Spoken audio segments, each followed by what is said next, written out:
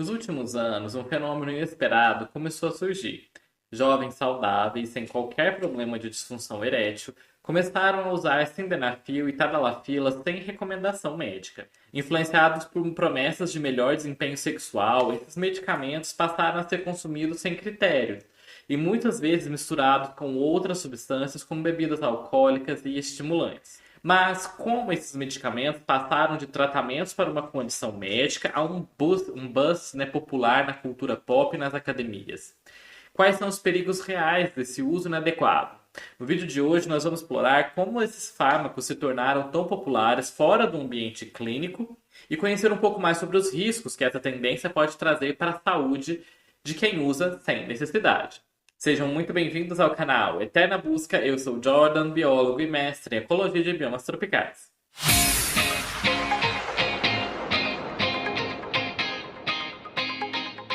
A disfunção erétil, ela pode ser definida como a incapacidade persistente de alcançar ou manter uma ereção para permitir relações sexuais satisfatórias.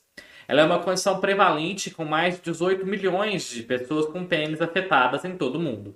A disfunção erétil afeta cerca de 9,1% dos homens com 40 a 49 anos, 15,2% dos homens entre 50 e 59 anos, 29,4% dos homens com 60 e 69 anos e 54,9% dos homens com mais de 70 anos de idade. Estima-se que 322 milhões de homens serão afetados com a disfunção erétil em todo o mundo até 2025. E se você quiser entender um pouco mais sobre as razões e causas da disfunção erétil, nós já temos um vídeo bem legal aqui no canal, esse primeiro dessa nossa série, porque esse já é o quarto vídeo explorando os tópicos relacionados à disfunção erétil e à ereção. Depois confere o nosso vídeo anterior, que é bem legal. Um problema significativo surgiu na sociedade, algo que pode ser considerado ainda mais sério do que a impotência em si: o uso irracional de medicamentos para a disfunção erétil. Entre os motivos relacionados ao uso irracional de medicamentos que aumenta a potência sexual estão a curiosidade, o entretenimento, o estresse ou até mesmo um novo parceiro. Atualmente, os medicamentos mais utilizados para a disfunção erétil são o sildenafil, o Viagra, o tadalafil, o Cialis, o vardenafil, o Levitra, o avanafil, o Stendra e o alprostadil, o Cavarjek, ou Edex. Esses produtos estão sendo comercializados com grande facilidade, muitas vezes de forma não regulamentada pelas autoridades, e também vindo de fontes não confiáveis, compradas pela internet, sem nenhuma regulamentação dos sistemas públicos de saúde. E isso certamente contribui para a ocorrência cada vez mais frequente de efeitos adversos devido ao uso indevido desses medicamentos, mesmo entre os indivíduos jovens que não tenham a disfunção erétil. O desenvolvimento e o lançamento de inibidores da fosfodieretase do tipo 5, que é a PDE5, há mais de 2 décadas, trouxeram uma revolução para o gerenciamento da disfunção erétil. Esses inibidores da fosfodieretase do tipo 5, a PDE5, são o nome que se dá a essa classe de medicamentos porque eles afetam justamente essa enzima do corpo, que impacta no processo da ereção. E, inclusive, se você quer saber como que eles agem, como eles fazem isso, não deixe de se inscrever aqui, porque no futuro nós vamos trazer um vídeo especificamente falando sobre a ação desses medicamentos. Depois, não deixe de se inscrever para não perder quando esses vídeos saírem. O perfil de segurança desses medicamentos, a sua eficácia rápida, a administração oral conveniente, a disponibilidade em uma base rápida, né, de ação e um custo relativamente baixo, todos esses fatores tornou esses medicamentos muito comumente administrados, principalmente auto-administrados. Deve-se enfatizar que os inibidores de baixa dose da PDE5, essa enzima, como o sildenafil de 25 mg ou a tadalafil de 5 mg, parecem combinar alta eficácia com eventos adversos relacionados ao tratamento baixos, em comparação com os mesmos compostos que são ministrados em doses mais altas. Esta classe de medicamentos ela é bem tolerada pela maioria dos pacientes, com efeitos colaterais temporários, que incluem dor de cabeça, congestão nasal, dispepsia e uma visão distorcida de cores. Na última década, foram relatados alguns casos de hepatotoxicidade associada ao sildenafil, ou seja, toxicidade no fígado. Além disso, algumas intoxicações hepáticas também foram relatadas após a ingestão de suplementos vendidos na internet como afrodisíacos naturais, ou à base de ervas, que são vendidos, né, comumente na internet, sex shops, pela mídia e pela boca a boca, e que na base desses medicamentos continham o sildenafil e outros medicamentos que são inibidores da fosfodieretase do tipo 5. Embora o uso desses medicamentos seja limitado a indivíduos com diagnóstico de disfunção erétil, estudos mostram que homens jovens que não sofrem de disfunção compram os medicamentos em farmácia ou pela internet e sem receita médica. E vamos entrar no consumo e no abuso da sildenafila e tadalafila. Segundo o estudo realizado por Couto em 2023, o maior consumo de tadalafila ocorreu entre homens casados, 55%, com ensino médio, 54%, nas quais 79% dos casos obtiveram um medicamento sem prescrição médica. Fatores relacionados ao consumo desses medicamentos incluíam sentimentos de bem-estar e aumento de autoconfiança, com efeitos adversos relatados principalmente como dor de cabeça e um rubor facial. Entretanto, o estudo de Teixeira Júnior de 2019 constatou que 52,2% dos homens que consumiam medicamentos para disfunção erétil, eles eram solteiros e com ensino superior completo, 39,3%, predominantemente esses medicamentos adquiridos sem prescrição médica, 59,9% dos casos. No estudo transversal de Freitas e colaboradores de 2008, com 350 universitários do sexo masculino em São Paulo, ele investigou o uso dos inibidores da fosfodieretase do tipo 5, como a sildenafila e a tadalafila. Os participantes responderam a um questionário sobre o diagnóstico da disfunção erétil, a frequência e o motivo de uso desses medicamentos, além da obtenção com ou sem prescrição médica. E os principais resultados dessa pesquisa foram que 14,7%, que equivale a 53% dos estudantes, já haviam usado inibidores da PDE5, apesar de não terem diagnóstico de disfunção erétil. 100% obtiveram medicamentos sem prescrição médica. O medicamento mais utilizado foi a sildenafila, 53%, seguido da tadalafila, 37%, e da vardenafila, 10%. Os principais motivos relatados pelos homens ouvidos na amostra foram curiosidade, em 70%, e uma busca de uma melhora erétil, em 12%. Efeitos colaterais mais comuns incluíam cefaleia, nessa dor de cabeça, em 23%, e o rubor facial, em 10%. No Brasil, esses medicamentos eles são de venda controlada, mas não há uma fiscalização rigorosa, o que permite que indivíduos que não tenham disfunção erétil consigam comprar esses medicamentos facilmente. E esse cenário reflete no estudo dos autores, onde todos os usuários obtiveram os medicamentos sem prescrição médica. O resultado é preocupante, porque esse padrão de automedicação e uso recreativo, sem qualquer orientação sobre possíveis efeitos adversos, ou mesmo efeitos cardiovasculares, podem ser muito perigosos para a saúde dessas pessoas. Comparado com o estudo anterior realizado nos Estados Unidos, onde apenas 6% dos universitários relataram o uso de inibidores da PDE5 com prescrição, os dados sugerem que a falta de controle na dispensação ela pode ser associada a esse maior consumo dos medicamentos aqui no Brasil. Embora os efeitos colaterais relatados nesse estudo tenham sido leves, o uso indevido desses medicamentos pode levar a complicações graves, especialmente em indivíduos com predisposição a problemas cardíacos. O estudo reforça a necessidade de uma maior fiscalização na venda e conscientização sobre o uso racional desses medicamentos. Um ponto em comum entre todos os estudos que a gente vem citando aqui foi o fato de que, na maioria dos casos, como a gente já falou, é que os medicamentos são obtidos sem prescrição médica. E essa é uma questão preocupante, porque esse uso irracional de medicamentos pode ter consequências sérias para o indivíduo.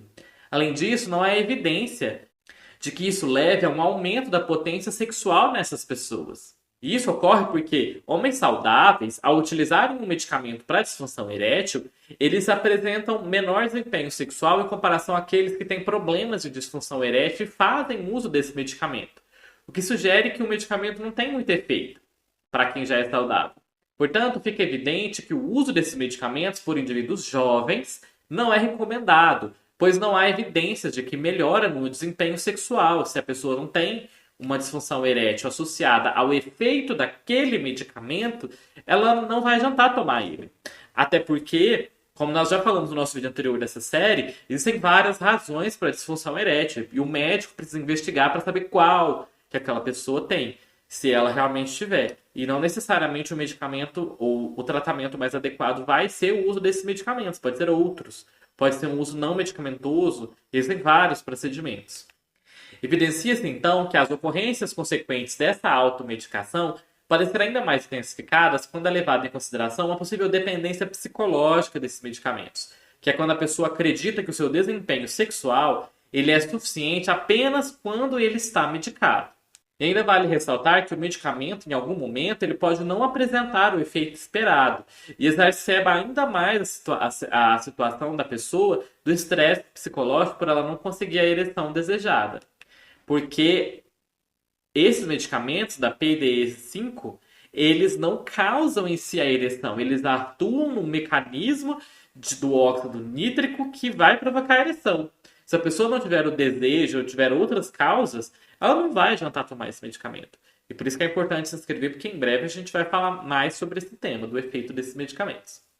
O citrato de sildenafila tornou-se um método eficaz para o tratamento da disfunção erétil, mas ele trouxe consigo os questionamentos sobre o uso indiscriminado, sobretudo pela população jovem, que adquire esse medicamento de forma irresponsável. O uso simplesmente pela vaidade da juventude, as suas inseguranças, com a intenção de impressionar o sexo oposto, ou o mesmo sexo, sem de fato existir uma real necessidade, desconhecendo seus efeitos adversos ou mesmo sem se preocupar com os danos futuros, é algo extremamente problemático e questionável. Além disso, mesmo em casos onde a disfunção erétil ela é real, é importante que o paciente identifique a causa desse problema, como a gente já comentou. Pode ser decorrente de alcoolismo, conflitos da identidade sexual, obesidade, diabetes e vários outros fatores. Entre os principais motivos que induzem e promovem o uso irracional de medicamentos que aumentam a potência sexual, destacam a curiosidade, a recreação, o estresse ou um novo parceiro.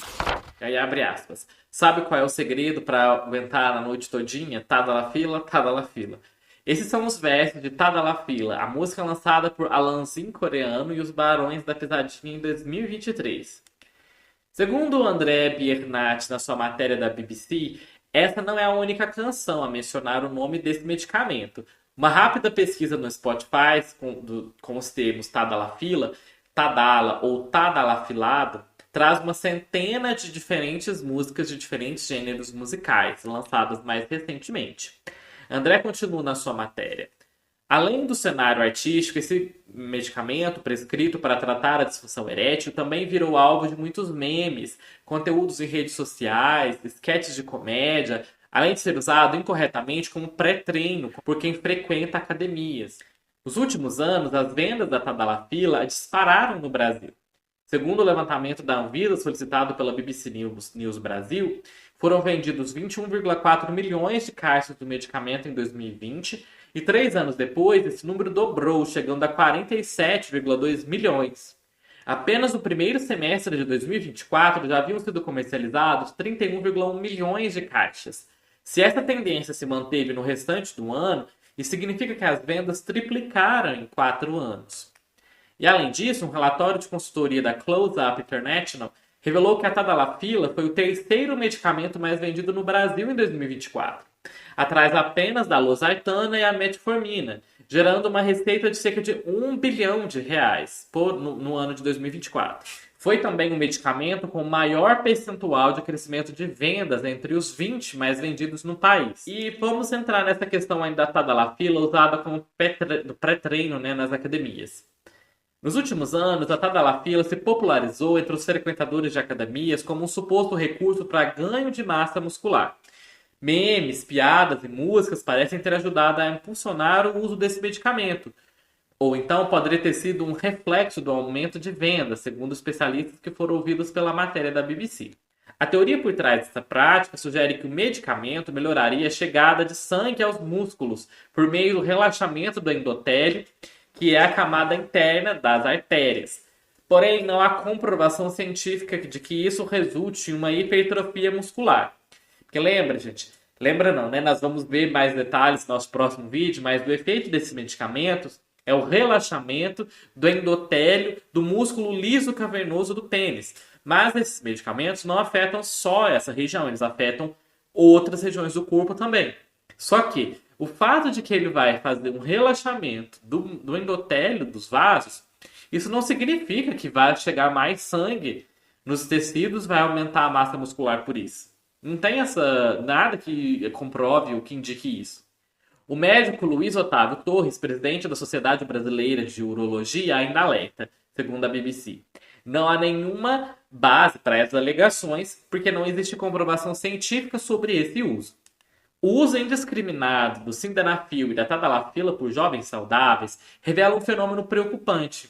A busca por um desempenho idealizado, impulsionado pela cultura pop e pela facilidade de acesso a esses fármacos. No entanto, como nós vimos, esses medicamentos não foram desenvolvidos para esse fim. E o seu uso sem prescrição médica pode trazer sérios riscos à saúde, desde efeitos colaterais leves até complicações cardiovasculares. Mas como exatamente esse medicamento atua no corpo? Quais os mecanismos bioquímicos por trás da ereção? E por que esses fármacos podem ser perigosos para quem não precisa deles? No nosso próximo vídeo, nós vamos explorar em detalhes o funcionamento do sildenafil e da tadalafila, explicando seus efeitos no sistema circulatório e como eles interagem com outras substâncias. Então fique ligado aqui no canal, não deixe de se inscrever para você acompanhar quando esse nosso próximo vídeo sair. E eu vou deixar indicado o nosso vídeo anterior, na qual nós falamos em detalhes sobre como a ereção funciona, para vocês já estarem cientes para quando o nosso próximo sair, você já está afiadinho para entender como é que esses medicamentos interferem no ciclo da ereção quando ela não acontece direito. Vejo vocês nesses vídeos e até mais!